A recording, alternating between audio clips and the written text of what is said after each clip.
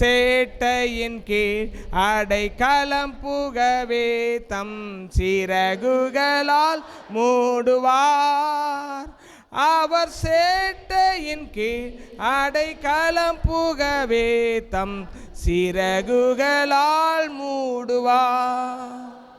இரவின் பயங்கரத்துக்கும் பகலில் பறக்கும் அம்புக்கும் இருளில் நடமாடும் கொள்ளை நோய்க்கும் நான் பயப்படவே மாட்டேன். இருளில் நடமாடும் கொள்ளை நோய்க்கும் நான் பயப்படவே மாட்டேன். அவர் சேட்டையின் கீழ் அடைக்கலம் புகவே தம் சிறகுகளால் மூடுவார். அவர் சேட்டையின் கீழ் அடைக்கலம் புகவே தம் மூடுவார். எங்கள் அன்பு நிறைந்த பிதாவே, எங்களோடு பேசும் ஆசீர்வதியும் இயேசுவின் நாமத்தில் ஜெபிக்கிறோம் நல்ல பிதாவே, ஆமென். ஹல்லேலூயா. இந்த காலை வேளையிலே இந்த 31ஆம் தேதி கடைசி ஞாயிற்றுக்கிழமையிலே தேவனுடைய வார்த்தையை கேட்க வந்திருக்கிற உங்களை தேவன் ஆசீர்வதிப்பாராக. இன்றைக்கு ஒரு விசேஷித்த வார்த்தைகளை என் இருதயத்தில் ஆண்டவர் போட்டார். எப்பொழுதுமே பேரண்டாக இருக்கிறவங்களுக்கு இருக்கிற சில எதிர்பார்ப்புகள் இருக்கும், பயங்கள் இருக்கும். அதே போல் பரிசுத்த பவுல் நிறைய சபைகளை எடுத்து வளர்த்தார், கட்டி எழுப்பினார். அவருக்கு ஒரு பயம் இருந்தது. அந்த பயத்தை குறித்து தான் நாம் பார்க்க போகிறோம். இந்த பிரசங்கத்தை தலைப்பு என்ன? ஊழியரின் பயம். ஊழியரின் பயம். 11ஆம் அதிகாரம் 2 கொரிந்தியரில் 11ஆம் அதிகாரம் 3ஆம் வசனம் நான் வாசிக்கிறேன், நீங்கள் கவனியுங்கள். ஆகிலும் சர்ப்பமானது தன்னுடைய தந்திரத்தினாலே ஏவாளை வஞ்சித்தது போல உங்கள் மனதும் கிறிஸ்துவை பற்றிய உண்மை நின்று விலகும்படி கெடுக்கப்படுமோ என்று பயந்திருக்கிறேன். The fear of Saint Paul. அவர் என்ன சொல்றாருன்னா, நிறைய சபைகளை கட்டினார், நிறைய 14 நிருபங்களை எழுதினார், ஆயிரக்கணக்கான ஆத்துமாக்களை ஆதாயம் பண்ணினார், பல்லாயிரம் கிலோமீட்டர் பயணம் செய்தார். திறமை வாய்ந்த, அவருக்கு நிகராக சொல்லப்படுகிற ஊழியர் என்பது சொல்ல முடியாது. அவருக்கு நிகர் அவர் தான். அந்த அளவுக்கு the top most preacher and teacher. அவருக்கு ஒரு பயம் இருந்தது. என்ன பயம் சொன்னாக்கா, அவர் சொல்றார் பாருங்க, ஆகிலும் சர்ப்பமானது தன்னுடைய தந்திரத்தினாலே ஏவாளை எப்படி ஏமாத்துச்சா? தந்திரத்தினாலே ஏவாளை வஞ்சித்தது போல உங்கள் மனதும் கிறிஸ்துவை பற்றி உண்மை நின்று கெடுக்கப்படுமோ என்று உங்களை குறித்து நான் பயந்திருக்கிறேன். பாருங்க, he himself is a talent person. தனக்குத்தானே அவர் திறமையை வாய்ந்தவர், நியாயப்பிரமாணத்தை கரைத்து குடித்தவர், கிரேக்க தத்துவங்களை கற்றறிந்தவர், எபிரேய கலாச்சாரம் என்றாம் நன்றாக தெரியும். எல்லாம் அறிந்த ஒருவருக்கு ஒரு பயம் இருந்தது. என்னன்னா, எவ்வளவுதான் திறமசாலியா ஒரு போதகர் இருந்தாலும் மக்கள் அதை புரிந்து கொண்டு கீழ்ப்படியலைன்னா பிசாசு வஞ்சித்திருவானோன்ற பயம் உண்மையான ஊழியக்காரர்கள் இருதயத்தில் இருந்துக்கிட்டே தான் இருக்குது. அதுதான் இங்கே ரெக்கார்ட் பண்ணுறாரு பரிசுத்த பவுல். அவர் தன்னை பற்றி பாசிட்டிவாலாம் மட்டும் பேசலை. நல்ல ஊழியக்காரங்க தன்னுடைய நெகட்டிவ் பகுதிகளே சொல்லுவாங்க. அப்படி தான் இவர் சொல்லியிருக்கிறார். அவருடைய நெகட்டிவ் என்ன சொல்கிறாரு? நான் எல்லாம் கரெக்டாக தான் பண்ணியிருக்கிறேன், ஆனால் பிசாசு ஏவாளை தனிமையில் இருக்கும் பொழுது இந்த பழத்தை நீ சாப்பிட்டால் தேவர்களைப் போல மாறிவிடுவான் என்று பொய்யை சொல்லி ஏமாற்றி கொண்டு போய் தேவனை விட்டு பிரிச்சிடுச்சு. அந்த மாதிரி உங்கள் மனது நான் சொன்ன சத்தியங்களை விட்டு விலகி விடுமோ என்று பயந்திருக்கிறேன். எனக்கும் நானும் அந்த சுச்சுவேஷன் நின்று தான் பேசிகிட்டு இருக்கேன். 31 ஆண்டுகள் பண்ண பிரசங்கங்கள், வேத பாடங்கள், உழைப்புகள், கண்ணீர்கள், உபவாசங்கள் எல்லாம் வீணா போயிடுமோ அப்படின்ற பயம் எனக்கு இருக்குது. கீழ்ப்படியாமல் போயிடுவாங்களோ, தவறான போதனைகளை கேட்டு, கள்ள போதர்களுடைய போதனையை கேட்டு, துர்ச்செய்தி பரப்பவருடைய பேச்சை கேட்டு விசுவாசிகள் இடறி போய் விடுவார்களோ என்று ஒரு பயம் எனக்கு இருக்கிறது. இந்த வருஷம் மாதிரி சபைக்குள்ள குழப்பத்தை பிசாசு கொண்டு வந்த மாதிரி எந்த வருஷமும் கிடையாது. இந்த வருஷத்தோடு அந்த குழப்பத்தின் ஆவி சபையை விட்டு நீங்கி ஓடுவதாக. அல்லேலூயா. பயங்கர குழப்பம், பயங்கர சைக்காலஜிக்கல் அட்டாக்கு, ஸ்பிரிட்டில் பயங்கரமான போராட்டம், உடலில் பயங்கரமான வேதனைகள், வலிகள், வியாதிகள், கஷ்டங்கள் எல்லாத்தையும் அனுபவிச்சு இந்த வருஷம். 2003 அதாவது 93 எப்படி இருந்துச்சோ அதே போல ஒரு சூழ்நிலையை உருவாக்கி எங்கே ஆரம்பிச்சோம் அங்கேயே கொண்டு போய் நிறுத்துறதுக்கு பிசாசு முயற்சி எடுத்தான். ஆனால் பார்த்த ஆண்டவர் எனக்கு கரெக்டான ஒரு வழிநடத்தல் கொடுத்தனால அப்படியே தேவசமத்தில் உட்காந்து ஜெபிச்சுட்டே இருந்தேன். ஆண்டவர் இன்னைக்கு அந்த அந்தகார சக்தியின் கிரியெல்லாம் உடைச்சிருக்கிறார். கரங்களை தட்டி கத்திர மையப்படுத்துவோமா? தந்திரமான போதனைகளுக்கு இடம் கொடுக்காதீங்க. நீ இப்படி இருந்தால் கர்த்தர் உன்னை ஆசீர்வதிப்பார்னு சொல்றது சரியான வேத சத்தியம். எதுவுமே வேண்டாம், உன்னை ஆசீர்வதிப்பான்றது தந்திரம். அல்லேலூயா.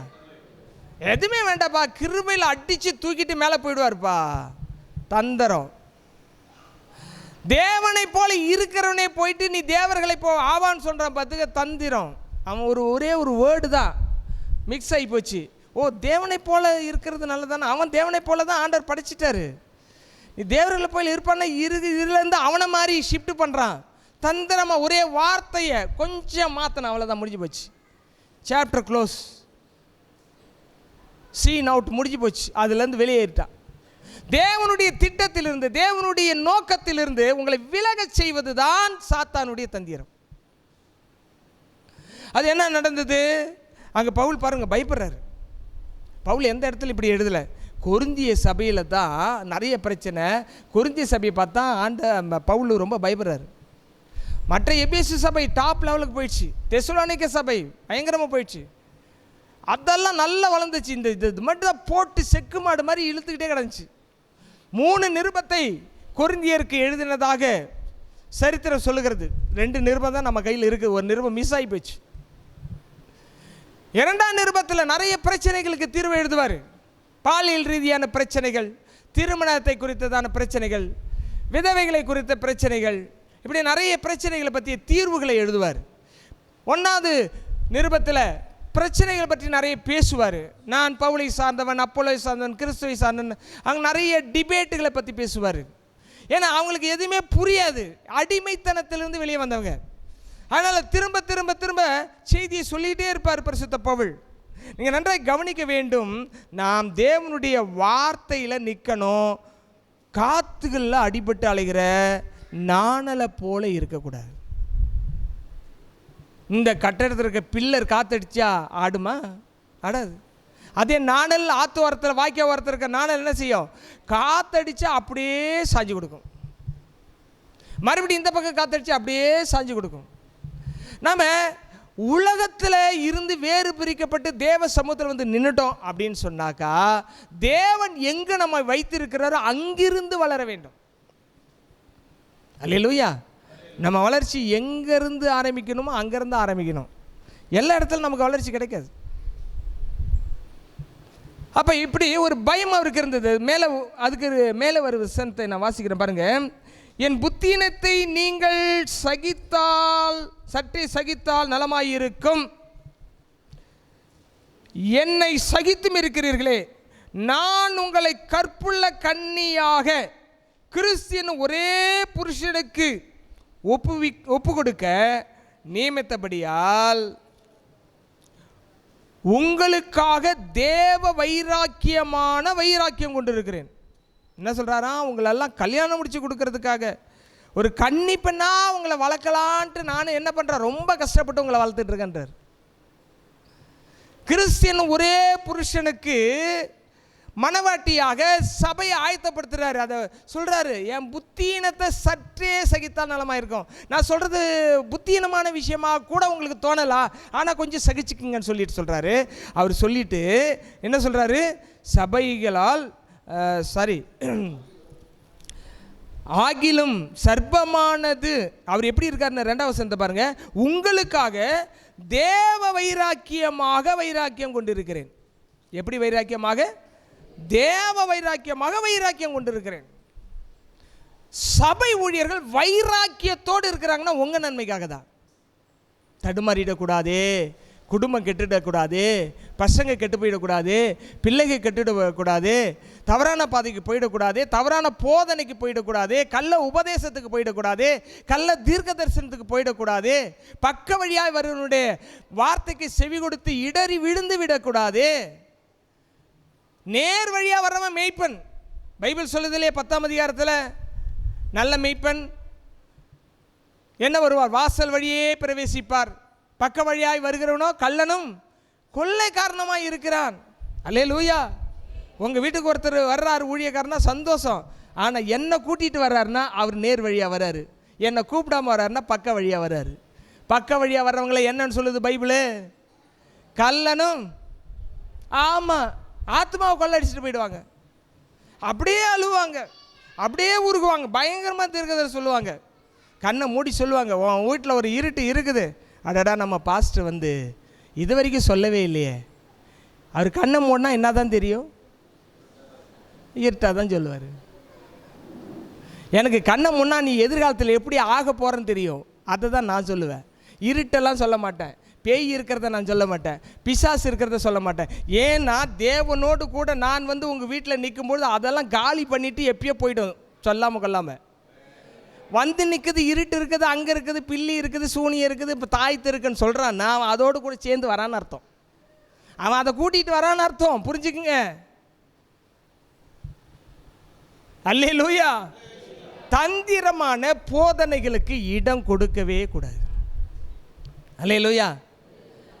நான் இது வரைக்கும் யார் வீட்லேயே வந்து தோண்டி யந்திரம் தந்திரம் எடுத்திருக்கேனா? எடுத்தது கிடையாது. உங்கள் வீட்டில் நிறைய இருந்துச்சு ஆரம்ப காலத்தில். போனால் உள்ளே தெரியும். ஓ சாத்தானேன்னு சொன்னாக்கா என்ன போயிடும்? ஓடியே போயிடும். அவ்வளவுதான். உங்களை சொல்லி பயமுறுத்தி உங்ககிட்ட காணிக்கை வாங்குறதுக்கு நிறைய பேர் பிளான் பண்ணுவோம். அந்த மாதிரி பழக்கமே நமக்கு கிடையாது. அல்லேலூயா, அல்லேலூயா. இப்படி தந்திரமான காரியங்களுக்கு இடம் கொடுக்கக்கூடாது. சரி, இதில் 11ஆம் அதிகாரத்தில் கவனிங்க, 4ஆம் வசனத்தில், எப்படி எனில் உங்களிடத்தில் வருகிறவன் நாங்கள் பிரசங்கியாத வேறொரு இயேசுவை பிரசங்கித்தானால், அல்லது நீங்கள் பெற்றிராத வேறொரு ஆவியையும் நீங்கள் ஏற்றுக்கொள்ளாத வேறொரு சுவிசேஷத்தையும் பெற்றீர்களானால் நன்றாய் சகித்திருப்பீர்களே. என்ன சொல்கிறாங்கன்னா, புதுசாக ஒன்று கொண்டு வந்தான்னா நீங்கள் ஏற்றுக்கிறீங்களே, இது நல்லதா அப்படின்னு கேட்குறாரு.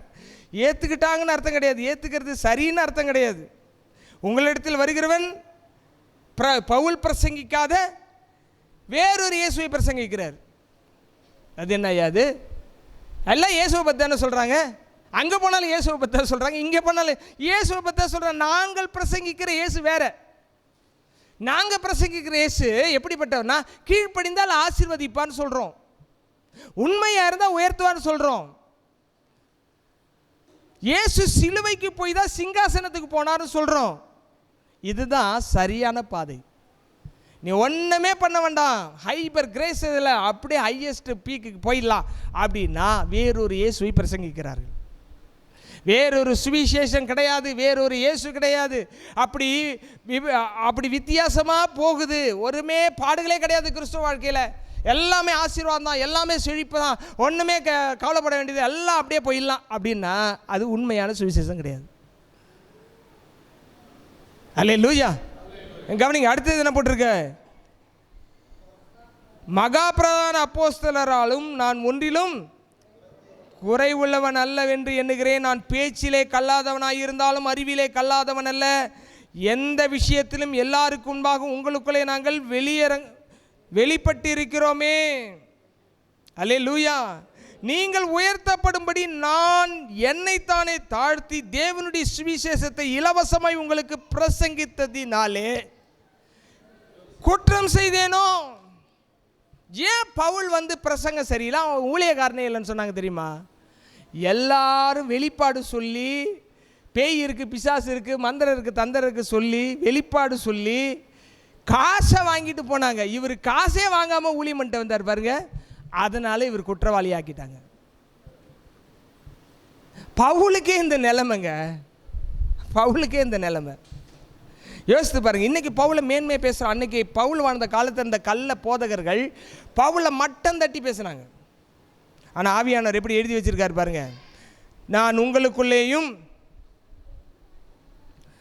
உங்களோடு இருந்து குறைவுபட்ட போதும் ஒருவனையும் நாங்கள் வருத்தப்படுத்தவில்லை. அடுத்தது, மக்கதோனியாவில் இருந்து வந்த சகோதரர் என் குறைவை நிறைவாக்கினார்கள். எவ்விதத்திலேயும் உங்களுக்கு பாரமாயிராதபடி ஜாக்கிரதையாக இருந்தேன். இனிமேலும் ஜாக்கிரதையாக இருப்பேன். யாரும் கஷ்டப்படுத்த மாட்டாங்க. உண்மையான ஊழியக்காரங்க எந்த விசுவாசி கஷ்டப்படுத்த மாட்டாங்க, எந்த விசுவாசிக்கு பிரச்சனை கொடுக்க மாட்டாங்க. அப்படி கொடுக்காதனால நிறைய பேர் கொடுக்குறாங்கன்னு சொன்னால் அவங்க அந்த சர்பத்தின் தந்திரத்தில் போய் மாட்டிட்டாங்கன்னு அர்த்தம். நீங்கள் அதுக்கு மேலே இருக்கிற வசனத்தை வாசித்து பாருங்கள். உங்களுக்கு ஊழியம் செய்யும்படிக்கு மற்ற சபைகளிடத்து சம்பளத்தை பெற்று அவர்களை கொள்ளையிட்டேன். இந்த கொரிந்து சபை கொடுக்கறதுல ரொம்ப ரொம்ப புவர். அதனால எப்பா இந்த சபையிலெல்லாம் கொடுக்கறதே இல்லைப்பா, சரி நீங்களாம் அந்த சபையில் இருந்தெல்லாம் கொஞ்சம் கொடுங்க, இந்த சபைக்கு கொடுத்து நம்ம ஊழியத்தை பண்ணலாம் அப்படின்னு மற்ற சபைகளை கொள்ளடிச்சாராம். சரியில்லாத சபைக்காக எவ்வளோ விஷயத்தை செய்கிறார் பாருங்க பரிசுத்த பவுல். அப்போ ஒரு தந்திரமான விஷயம் சபைக்குள்ளே நுழைந்து தேவனுடைய பரிசுத்தத்தை கெடுக்குது, தேவனுடைய உபதேசத்தை கெடுக்குதுன்னா அதுக்கு நீங்கள் செவி கொடுக்கக்கூடாது. அல்லேலூயா, அல்லேலூயா. அதுக்கு கீழே பாருங்க 12ஆம் வசனம். மேலும் எங்களை விரோதிக்க சமயம் தேடுகிறவர்களுக்கு சமயம் கிடையாதபடிக்கு தங்களை குறித்து மேன்மை பாராட்டுகிற காரியத்தில் அவர்கள் எங்களைப் போல காணப்படும்படி நான் செய்ததை இன்னும் செய்வேன். அவங்களுக்காக சத்தியத்தை மாற்ற முடியாது, மக்களுக்காக சத்தியத்தை மாற்றக்கூடாது. சத்தியம் என்பது மாறாதது, சத்தியம் என்பது மாற்றக்கூடாதது. சத்தியத்தை பேசிக்கொண்டே இருக்க வேண்டும், சத்தியத்தை கை கொள்ள வேண்டும். சத்தியத்தை வாங்கணும், அதை விற்கக்கூடாது. சுய புத்தியை சார்ந்தோம்னா சொல்றதெல்லாம் நல்லதா தெரியும், நல்லதெல்லாம் சரியானதல்ல. Good things are not right things. நல்லதெல்லாம். அதனால தான் நீங்கள் ஆவியில் வசனத்தை ஆராயாமல் மூளையில் போட்டிங்கன்னா அது அவ்வளோதான், உங்களை செயலற்றவர்களாக மாற்றிடும், ஆவிக்குரியவங்களாக மாற்றாது. அல்லேலூயா, அல்லேலூயா. பரிசுத்த பவுலுக்கு இருந்த பயம் இன்றைக்கு உண்மையான ஊழியக்காரர்களுக்கு சபையை குறித்து இருக்குது. எவ்வளோ கஷ்டப்பட்டு பாடுகளை பட்டு ஆத்துமாக்கள் ஆதாயம் பண்ண பிறகு ஆத்துமாக்கள் சிதறி பல பக்கங்களுக்கு போய் தேவையில்லாத பிரச்சனையை கொண்டு வரும்பொழுது பார்த்தீங்கன்னா ஊழியக்காரர்கள் இப்படி தான் பயந்துட்டு உட்காந்துரு.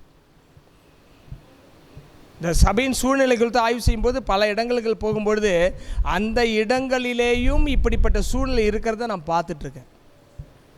உண்மையான ஊழியக்காரர்களுக்கு இந்த 2021 போராட்ட களம்தான். ஆனால் அதே ஊழியக்காரர்கள் தேவனோடு நிற்கிறதினாலே வருங்காலம் பெரிய ஆசீர்வாதத்தை பெற்றுக்கொள்வார்கள். அல்லேலூயா, அல்லேலூயா. 18ஆம் வசனம். அநேகர் மாம்சத்துக்கேற்றபடி மேன்மை பாராட்டி கொண்டிருக்கையில் நானும் மேன்மை பாராட்டுவேன்.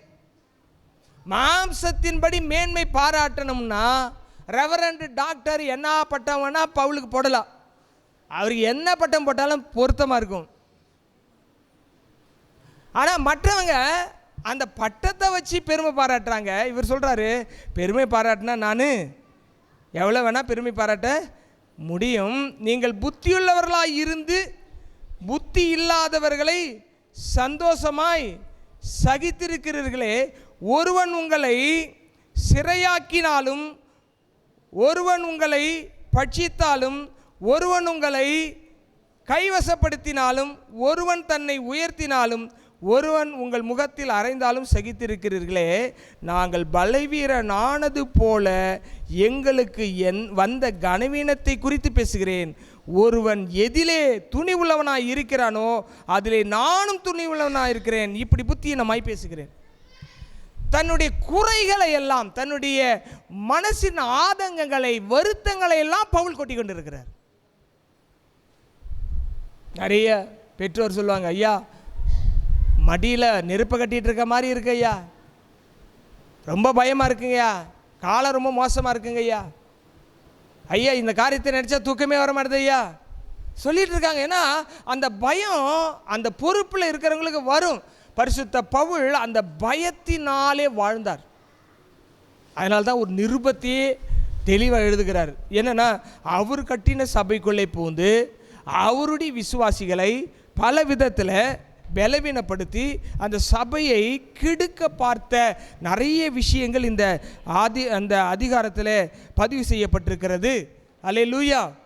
சரி பாருங்க, அவர் எப்படியெல்லாம் கஷ்டப்பட்டுன்னு சொல்கிறார். கஷ்டத்தை ஒரு பட்டியல் போடுறாருங்க. என்னங்க கஷ்டத்தையே பற்றி பேசுகிறாரு? ஊழியம் என்ன கஷ்டமாக தான் இருக்கும். நீங்கள் கஷ்டப்பட்டு பார்த்தீங்கன்னா அந்த கஷ்டம் தெரியும். அல்லேலூயா, அல்லேலூயா. அடி வாங்கினவனுக்கு தான் அடியினுடைய வலி தெரியும். ஆஸ்பத்திரி போய் பைபாஸ் பண்ணாங்கன்னா அவங்களுக்கு தான் அந்த வலி தெரியும். ஒட்டுக்குடல் ஆப்ரேஷன் பண்ணவங்களுக்கு தான் ஐயோ எவ்வளோ கஷ்டம் இதுன்னு தெரியும். சும்மா இருக்கிறவங்களுக்கு தெரியாது. அவர் பாருங்கள் என்ன சொல்கிறார் பாருங்க. அவர் எவ்வளோ சபைக்காக பாடுபட்டார் அப்படின்னு போட்டிருக்கு பாருங்க. ஃபஸ்ட்டு அவருடைய மேன்மை பற்றி சொல்கிறார், இரண்டாவது அவருடைய பாடுகளை பற்றி சொல்கிறார். முதலாவது மேன்மை பாருங்க, வாசிக்கிறேன் 22ஆம் வசனம். அவர்கள் எபிரேயரா, நானும் எபிரேயன்.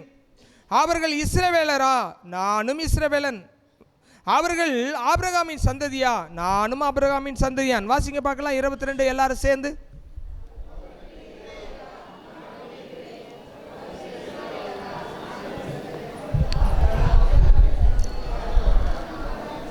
சரி பாருங்க, இவர் யாருக்கும் சலைச்சவர் கிடையாது.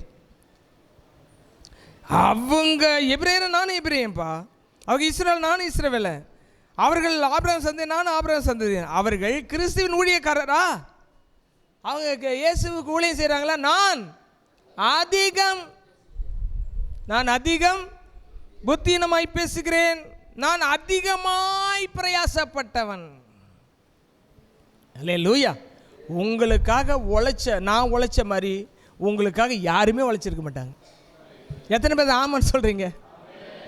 எனக்கு தெரியும். I know myself how I work hard for you.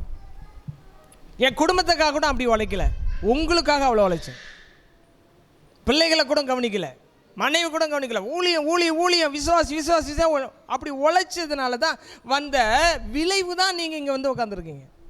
நான் அதிகம் பிரயாசப்பட்டவன், அதிகமாய் அடிப்பட்டவன், அதிகமாய் காவலில் வைக்கப்பட்டவன், அநேகந்தரம் மரண அவஸ்தையில் ஆகப்பட்டவன். நான் சிறைச்சாலைக்கு போகல, ஆனால் மரண அவஸ்தையெல்லாம் இந்த வருஷத்தில் மரண அவஸ்தைப்பட்டிருக்கேன்.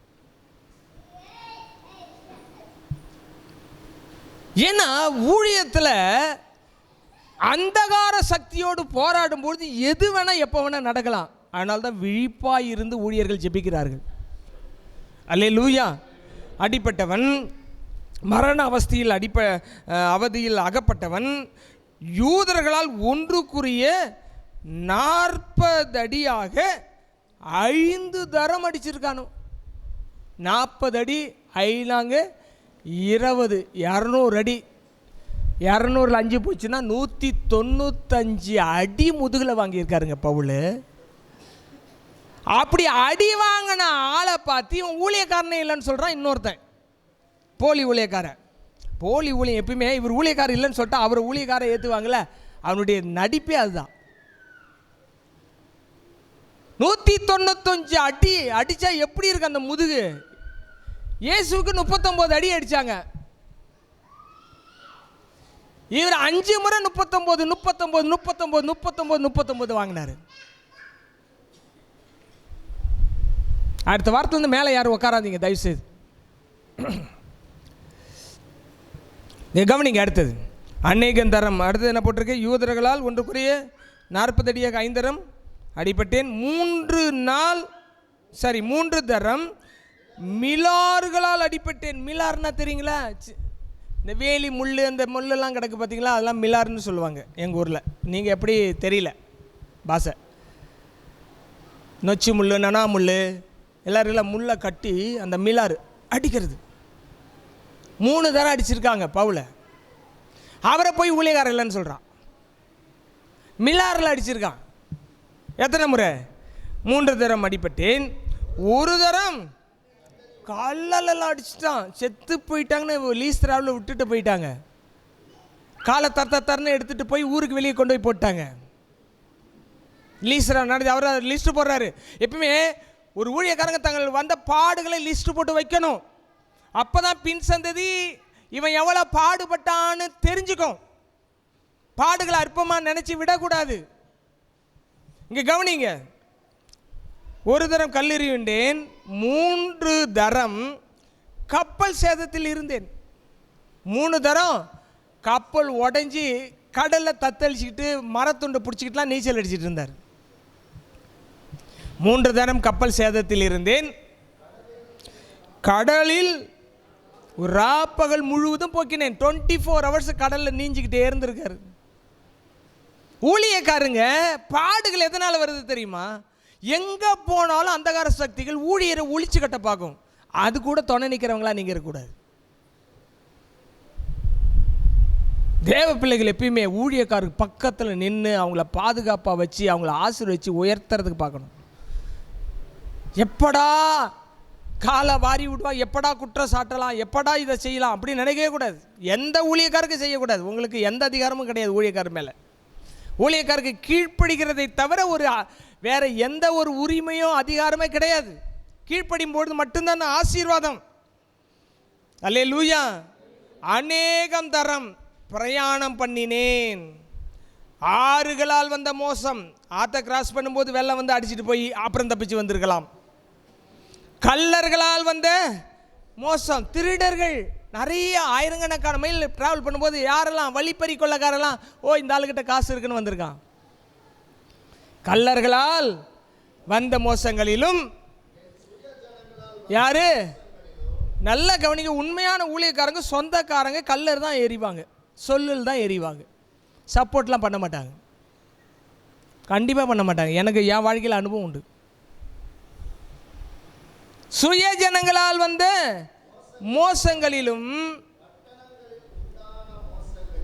பட்டணங்களால் உண்டான அதை விட்டுட்டிங்க போல இடையில. என் சுய ஜனங்கள் வந்த மோசங்களிலும் அந்நிய ஜனங்களால், அதை விட்டிங்களே, அந்நிய ஜனங்களால் வந்த மோசம். யாருன்னே தெரியாது, தேவையில்லாத பிரச்சனை பண்ணுவான். ஊழியம், உண்மையான ஊழியத்தான் நின்றுட்டோம்னா வர்ற பாடுகளை எண்ணவே முடியாதுங்க, எண்ணவே முடியாது. நான் ஒரு லிஸ்ட்டு போட்டால் ஒரு புக்கே எழுதிடுவேன், வெள்ளை கோயிலில் வந்து எவ்வளோ பாடு வந்துச்சுன்னு. அதான் அந்நிய ஜனங்களால், சுய ஜனங்களால் வந்து உண்டான மோசம், அந்நிய ஜனங்களால் உண்டான மோசங்களில், பட்டணங்களில் உண்டான மோசங்களிலும், வனாந்தரத்தில் உண்டான என்ன வந்திருக்கோம், சிங்கம், புலி, பெரிய அனகோடா, வலு சர்ப்பம், இதெல்லாம் வந்திருக்கோம். வனாந்தரத்தில் உண்டான மோசங்களிலும், சமுத்திரத்தில் உண்டான சுனாமி வந்திருக்கலாம் கப்பலில் போகும்போது, மோசங்களிலும். என்ன சகோதரருங்க, நல்ல சகோதரரா? கூடவே இருப்பாங்க, நல்ல சகோதரராக இருப்பாங்க, பார்த்தா கள்ள சகோதரமாக இருப்பாங்க. கள்ள சகோதரா உண்டான மோசம் எப்படின்னா, பேசி பேசி பேசி பேசியே காரியத்துக்கு எடுத்துருவாங்க. யாரையுமே இந்த உலகத்தில் நம்ப முடியல. கள்ள சகோதரர்களால் உண்டான மோசங்களில். இதெல்லாம் பவுல் சந்திச்சாரா? இதெல்லாம் படிக்கல தான் நான் தைரியப்படுறேன். இதெல்லாம் படிக்கும்போது சரி, அவருக்கு வந்துச்சு, நமக்கு வந்துச்சு, இயேசுக்கு வந்துச்சு, நமக்கு வருது, ரைட். ஆனால் இதை கொடுக்குறவங்களாம் நீங்கள் இருக்கக்கூடாது, இந்த பாடுகளை கொடுக்குறவங்களா இருக்கக்கூடாது, சந்தோஷத்தை கொடுக்குறவங்களா இருக்கணும் சபை. பிசாசு தந்திரமாக ஆப்போசிட் பார்ட்டியாக மாறி விடாது. பாஸ்ட் ஒரு கட்சியும் விசுவாசிக்கு வேறு ஒரு கட்சி மாதிரி இருக்கக்கூடாது. பாஸ் எங்கே நிற்கிறாங்களோ அங்கே நிற்கணும், பாஸ் என்ன சொல்கிறாங்களோ அதை கேட்கணும். பவுலுக்கு தங்கள் கண்ணையே பிடுங்கி கொடுக்கிற அளவுக்கு அன்பான விசுவாசிகள் இருந்தாங்க. அது கண்ணில் எப்பயுமே தண்ணி ஒழுகுன்னு சொல்கிறாங்க ஆராய்ச்சியாளர்கள். அதனால் கண்ணை நமக்கு புது கண்ணை அவருக்கு கொடுத்துடலாம், நம்ம கண் இல்லாட்டி பரவாயில்ல நினச்சி விசுவாசிக்க இருந்தாங்களா? இந்த காலத்து விசுவாசிங்க, உங்களை சொல்லலை, பாஸ்டர் கண்ணை பிடுங்கிட்டு விட்டுற ஆளுங்க இருக்காங்க. அப்படி இருக்கக்கூடாது. கண்களே கொடுக்கணுன்னா கூட கொடுப்பீங்க, அந்த அளவுக்கு அன்பு இருந்தாங்க. இங்கே கவனிங்க, அடுத்தது இப்போ கவனிங்க. வனாந்தரத்தில் உண்டான மோசம், கள்ள சகோதரத்தில் உண்டான மோசம், பிரயாசம். ஒவ்வொருத்தருக்கும் முயற்சி பண்ணி இந்த ஆசீர்வாதத்தை அவங்க அடையணும், இந்த இடத்தை வாங்கணும், வீட்டை கட்டணும், கல்யாணத்தை பண்ணணும். பிரயாசம். பிரயாசங்களிலும் வருத்தத்திலும் நாடுனா ஒன்றும் ஒத்துழைக்கலனா உட்காந்து வருத்தப்பட்டுக்கிட்டே இருக்கிறது. கீழ்ப்படியே மாட்டேங்குதப்பா, நேரமே வர மாட்டேங்குது, ஒன்றும் அசைய மாட்டேங்குது, ஒரு வேலையும் நடக்க மாட்டேங்குது, கர்த்தருடைய தரிசனம் நிறைவேற்ற மாட்டேங்குது, சுவிசேஷம் யாரும் அறிவிக்க மாட்டாங்களே, வருத்தத்திலே உட்காந்த நாட்கள்லாம் நிறைய இருக்குது. நானும் பாஸ்டமாவும் உட்காந்து வருத்தப்பட்டுக்கிட்டே இருப்போம், ஒருத்தர் பேசிக்கிட்டே இருப்போம், அப்படியே சஞ்சலப்பட்டுக்கிட்டே இருப்போம், அழுதுகிட்டே இருப்போம். அப்புறம் அப்படியே தூக்கம் வந்தால் தூங்கிடும்.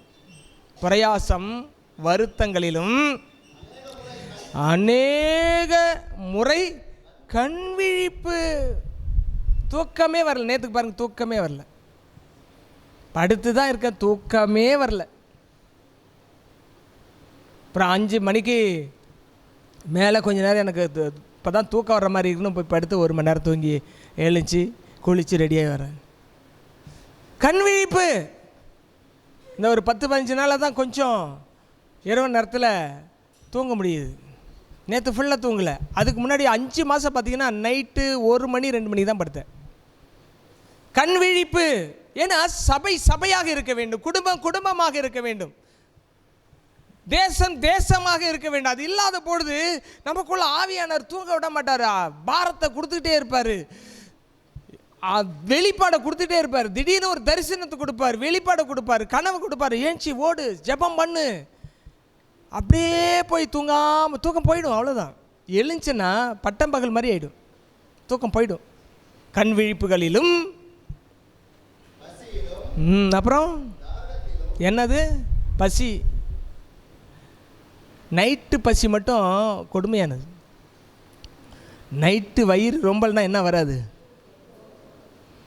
அதனால தான் அதை தேர்ந்தெடுத்துருக்கேன். 6 மாதம் இருந்து பாருங்களேன், இல்லை ஒரு 10 நாள் இருந்து பாருங்களேன், அவ்வளோதான். ஐயோ மயக்கம் வர மாதிரி இருக்கும், கிறக்கம் வர மாதிரி இருக்கும், ஐயோ ஆஸ்பத்திரிக்கு தூக்கிட்டு போகிற மாதிரி இருக்கும், எல்லாமே இருக்கும். எல்லாத்தையும் ஜெயிக்கணும். ஒரு ஊழியக்காரன் பசியும் ஜெயிக்கணும். பசி இருந்திருக்கா? நிறைய இருந்திருக்கு. பசி இருக்குமா? இருக்கும்.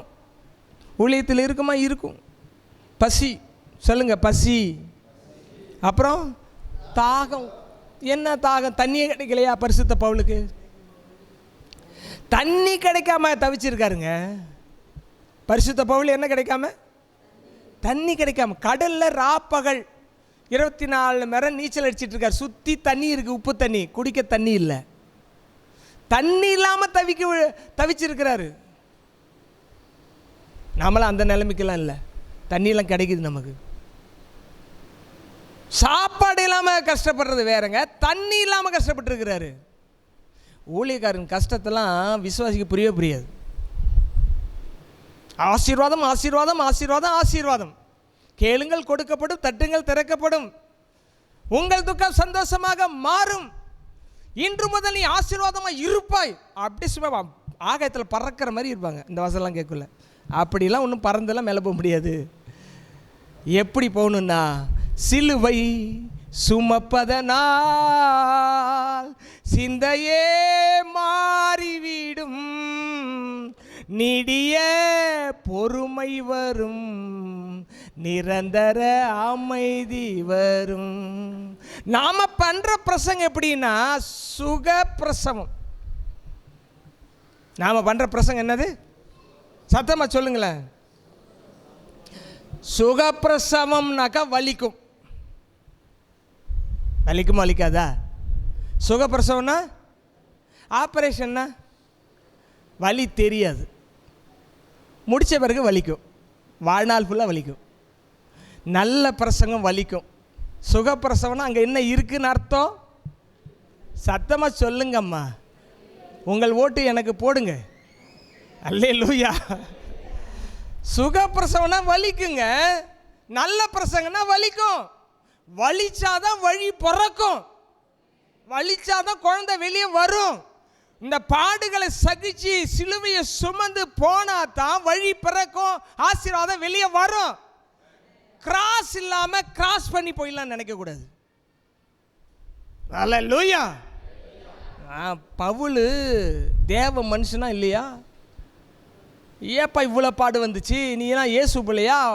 இயேசு பிள்ளையா இருந்தால் உனக்கு இவ்வளோ கஷ்டம் வருமானு இந்த காலத்து பிரசங்கம் யாரையும் கேட்பானுவோ? பவுலே கேட்பானோ. அவ்வளோ பெரிய ஞானிகள் இப்பெல்லாம். அவர் பாருங்க, எழுதுறார், தாகம் தண்ணி நாக்களை படாமல் 24 மணி நேரம் இருந்திருக்காரு. செத்து போய் இருக்கணும் கடலில் பவுல். ஆண்டவர் தூக்கி எடுத்து நிறுத்தி போய் பிரசங்கம் பண்ணுறான்னு விட்டார். அல்லேலூயா. தாகத்திலும் அநேக முறை உபவாசங்களிலும். நல்லா கவனிங்க, அநேக முறை உபவாசம். ஒரு வருஷத்தில் உபவாசம் இல்லாத வருஷமே கிடையாது எனக்கு. நீங்கள் உபவாசமே எந்த விஷயத்தில் இருந்ததில்லை. ஒரு 10 நாள் பாஸ்டர் 3 நேரம் தூக்கி போட்டுட்டு தண்ணியை மட்டும் குடிச்சிட்டு இருந்தேன் அப்படின்னு சொல்லி கையை தூக்குங்க பார்க்கலாம். ஒருத்தர் கையும் காணா. வராது. இருந்தால் தானே வரும். பாருங்க, அநேக முறை உபவாசம். ஏன் பாஸ்டர் உபவாசம்? சில கேட்பாங்க, ஏப்பா உபவாசம் போட்டு போட்டு உடம்புக்கு எடுக்கிறியே, என்ன பண்ணுறது வேற? போராடி ஆகணுமே. அதை பார்த்து சிறுமையை பார்த்தாலும் கர்த்தர் இரக்கம் பாராட்டும் போராடி போராடி போராடி போராடி உபவாசத்தில் இன்ச்சு பை இன்ச்சா ஜெயத்தில் வந்துட்டு இருக்கோம். உபவாசத்திலும் என்னது, நமக்கெல்லாம் ஷொட்டர் இருக்குது, சால் இருக்குங்க. கடலில் ஊழ்ந்து ஏஞ்சிற ஆளுக்கு எங்கே இருக்கும்? கடல் பயங்கர பனியில் இருக்கும். என்ன இருக்காது? குளிருக்கு போத்திக்க ஒரு ஷால் இல்லை, ஒரு ஷொட்டர் இல்லை, குளிரில் கடந்துருக்கிறாரு. இத்தனை இருந்தும் இயேசுவை விட்டு பிரியாமல் நான் எதற்காக பிடிக்கப்பட்டேனோ அதை பிடித்து கொள்ளும்படி ஆசையாய் தொடர்கிறேன்னு சொல்றாரு பாருங்க. அவர் தாங்க உண்மையான ஊழியக்காரர். டன்னு கணக்கா வருது பாடு, அத்தனை நிற்கிறார் பாருங்க மனுஷன். திரும்ப திரும்ப படிச்சு படிச்சு படிச்சு தான் என்னை தேத்திக்கிறேன். நான் சொல்கிறேன், ஊழியம் சாதாரணமானதில்லை, ஊழியக்காரங்க சாதாரணமானது கிடையாது. உங்களுக்கு 1000 வழி இருந்தாலும் உங்ககிட்ட அந்த வழியை சொல்ல மாட்டாங்க. உங்களுக்கு என்ன தேவையோ அதை கொடுத்து ஆசீர்வதிப்பாங்க.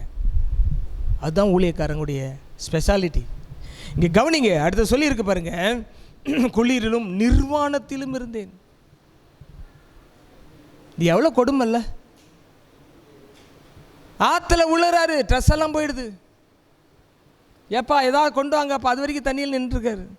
எதாவது ட்ரெஸ்ஸை கொண்டு வாங்கப்பா, துண்டகத்து கொண்டு வாங்க, எதாவது கிழிஞ்சது எதாவது கிடக்கா, போர்வை கிடக்குதா, எதாவது கிடக்கொண்டா. நிர்வாணத்தில் கிடந்திருக்கா ட்ரெஸ் இல்லாமல். ஷியாபாலாரா கூராமா சியாலாராமா. நமக்கு ஒன்றுமே வரக்கூடாது, எல்லாமே நிரம்புனா எப்படி சார் நிரம்பும் சார்? இயேசு சென்ற பாதையில் நம்ம செல்லணும். பரிசுத்தவான்கள் சென்ற பாதையில் செல்லணும். உங்களுக்கு முன்மாதிரியாக இருக்கிற நாங்கள் சென்ற பாதையில் தான் நீங்கள் வரணும். வேறு புது ரூட்டெல்லாம் போட்டுட்டு போனீங்கன்னா அந்த ரூட்டு வேறே கிறிஸ்து, வேறே சுவிசேஷம். கள்ள போதனைகள் நல்ல போதனையாக தோன்றும். உள்ளே போனோம்னா கிறிஸ்து விட்டு பிரிச்சிடும், சபையை விட்டு பிரிச்சிடும், ஊழியக்காரை விட்டு பிரிச்சிடும்.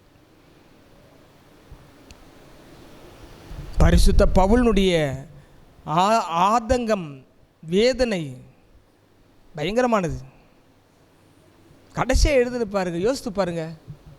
இயேசுவை நம்பி ஊழியத்துக்கு வந்து கடைசியில் ட்ரெஸ் இல்லாமல் நிற்கிறியடா, எத்தனை பேர் கேட்டிருப்பான்?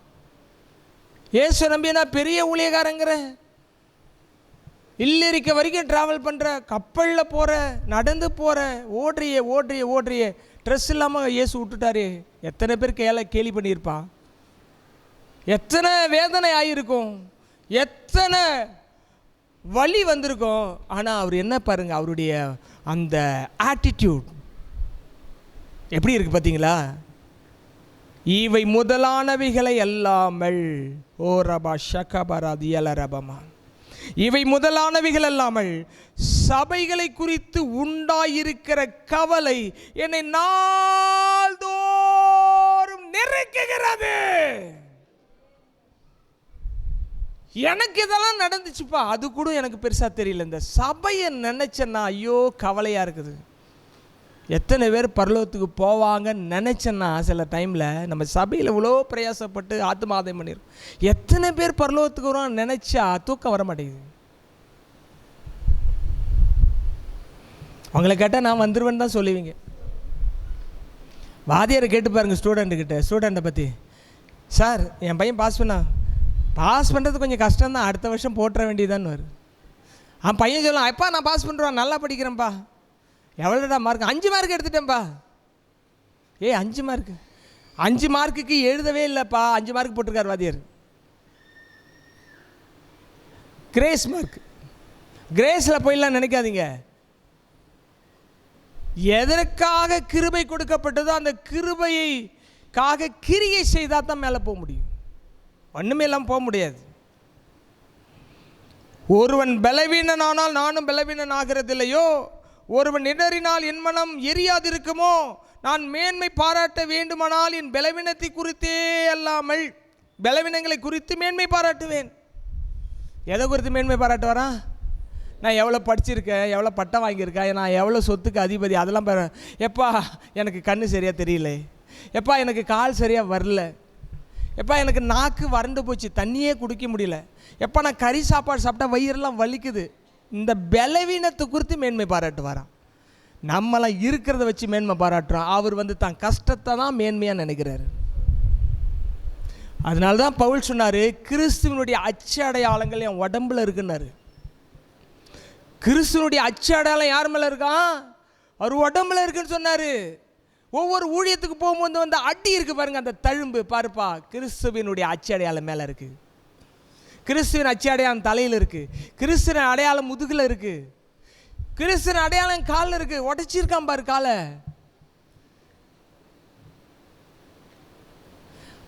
How we are living, நம்ம எப்படி வாழ்ந்து கொண்டு இருக்கிறோம்?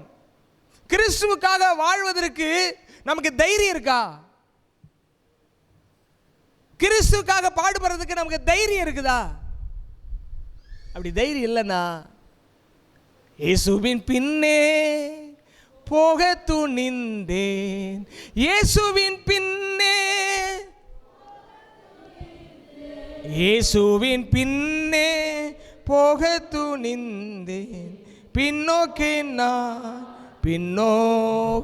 நான், உலகம் என் பின்னே சிலுவை என் முன்னே, உலகம் என் பின்னே சிலுவை என் முன்னே, உலகம் என் பின்னே சிலுவை என் முன்னே, பின்னோக்கே நான், பின்னோக்கே நான், பின்னோக்கே நான், பின்னோக்கே நான்.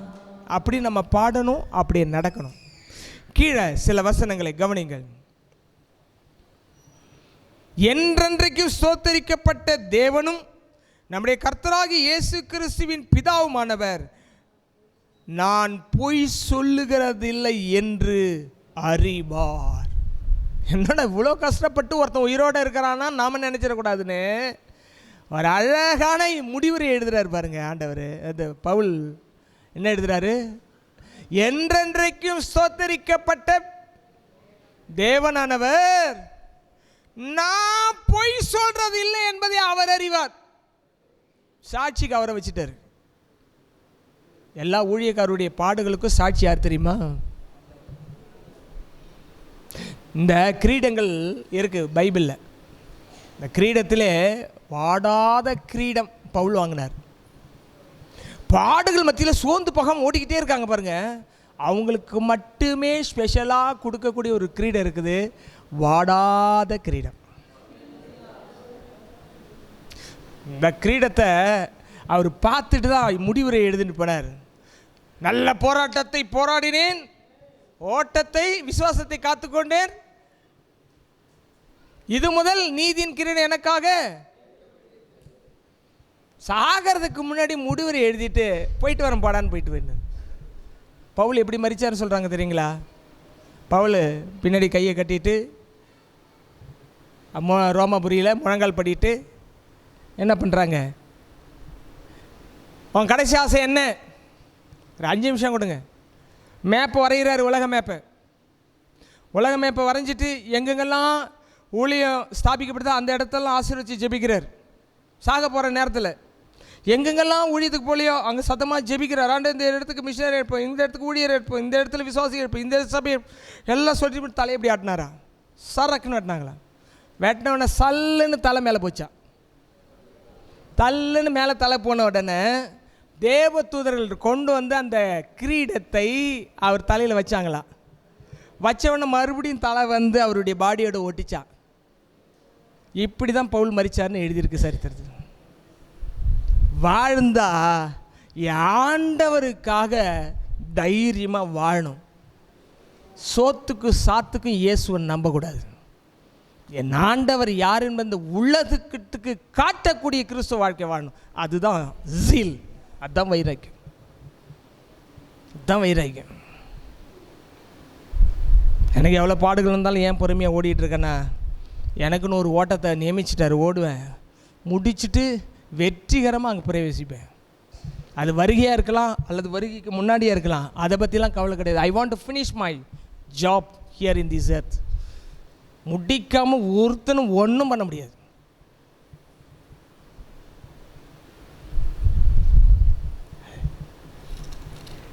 கீழே கவனிங்க, 32, 33 வாசத்தை முடிச்சிடலாம். தமஸ்கு பட்டணத்தில் அரேத்தா ராஜாவினுடைய சேனை தலைவன் என்னை பிடிக்க வேண்டுமென்று தமஸ்குனுடைய பட்டணத்தை காவல் வைத்து காத்தான். தமஸ்குள்ள பவுல் இருக்கான், வெளியே வந்தானா பிடிச்சிட்டு போய் கொண்டு வரலாம். அல்லேலூயா, முடிஞ்சது. நீ பவுலாவது ஊழியமாவது ஒன்றும் கிடையாது, முடிச்சு கட்ட போகிறோம் அப்படின்னு எல்லாம் மதிலை சுற்றி பட்டணத்தை சுற்றி காவலாளியை நிறுத்திட்டார். அப்பொழுது நான் கூடையிலே வைக்கப்பட்டு ஜன்னலிலிருந்து மதில் வழியாக இறக்கி விடப்பட்டு அவனுடைய கைக்கு தப்பினேன். அந்த காலத்தில் வியாபாரத்துக்கு பெரிய பெரிய கூடை வச்சுருப்பாங்க. பவுலு குள்ளமாக இருப்பார்.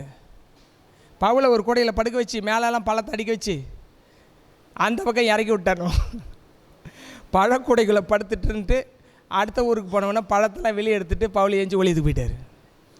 சோத்திரம் அல்லையில் ஒரு கை தட்டுங்களா. பவுல் ஞானம் எப்படி பாருங்க.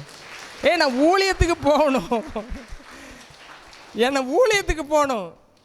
பாருங்க, ஒரு வியாபாரி வரடே, எப்பா இந்த கூடையில் நான் உட்காந்துக்கிறேன், நான் அந்த கொண்டே விட்டுறியா, அவனுக்கு எவ்வளோ வேணும், இந்த காசு இருந்தவன ஜாலியாக கூடையில் படுத்து வைங்கிட்டு அவன் தலையில் வச்சுட்டு பழம்னு வச்சு அந்த பக்கம் மதில் இருந்து ஜன்னலை இறக்கி, எப்பா அதை கொண்டு போய் அங்கே சேர்த்துரு.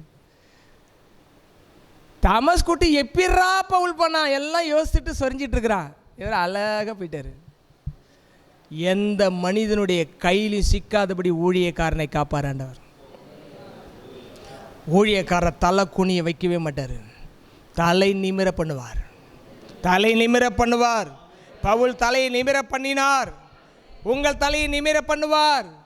ஊழியரின் தலையை நிமிர பண்ணுவார், ஊழியக்காரின் தலையை நிமிர பண்ணுவார், எல்லாருடைய தலையை நிமிர பண்ணுவார். கரங்களை தட்டி கர்த்தரை மகிமைப்படுத்துவோம்.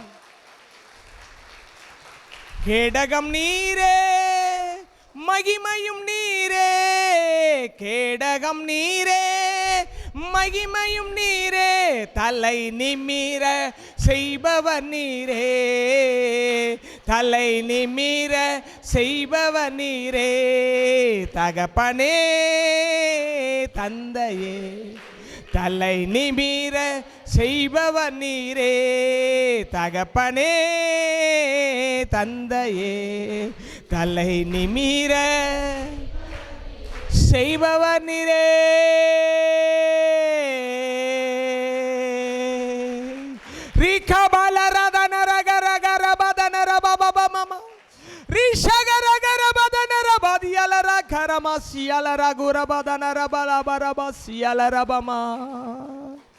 ஹல்லேலூயா. எல்லாம் எழுந்து நின்று கர்த்தரை கொஞ்ச நேரம் ஆராதிக்கலாம். ஹல்லேலூயா. கேடகம் நீரே, மகிமையும் நீரே, தலை நிமிர செய்பவர் நீரே, தலை நிமிர. ஆமென். எல்லாரும் சேர்ந்து ஆராதிங்கள்.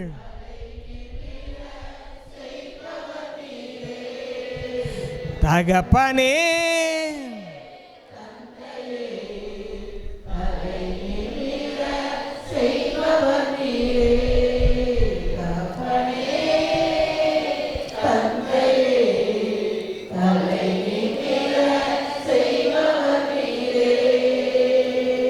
எங்கள் அன்பு நிறைந்த தகப்பனே, பவுலுடைய பயத்துக்கு நீங்களாக வேண்டும் என்று சொன்னால் பவுல் அவர் ஊழியம் செய்த மக்களுடைய மாற்றம்தான் அவருடைய பயத்துக்கு அவரை நீங்களாக்க முடியும். எந்த சபையினுடைய ஊழியக்காரருடைய பயங்களுக்கும் அந்த சபை மக்கள் தான் பொறுப்பு. இந்த நாளிலே வசனத்தை கேட்டு நான் நிற்க வேண்டியது என் ஊழியக்காரரோடு என்று நினைத்து தீர்மானம் எடுக்கிற ஒவ்வொரு விசுவாச மக்களையும் உம்முடைய கரத்தை நீட்டி தொட்டு ஆசீர்வதிப்பீராக. நாங்கள் எவ்வளவு பாடுகளில் இருந்தாலும் எங்கள் மக்களை மனதார ஆசீர்வதிக்கிறோம். இவர்கள் ஆசீர்வாதமாய் இருப்பார்களாக. கரங்களை தட்டி அபிஷேகத்தை பெற்றுக்கொள்ளுங்கள், வல்லமை பெற்றுக்கொள்ளுங்கள், விடுதலை பெற்றுக்கொள்ளுங்கள்.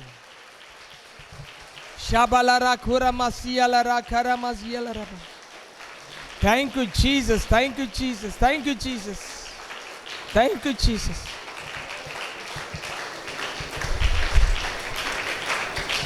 Thank you Jesus. தொடர்ந்து உம்முடைய கிருபை உங்களை தாங்கட்டும்.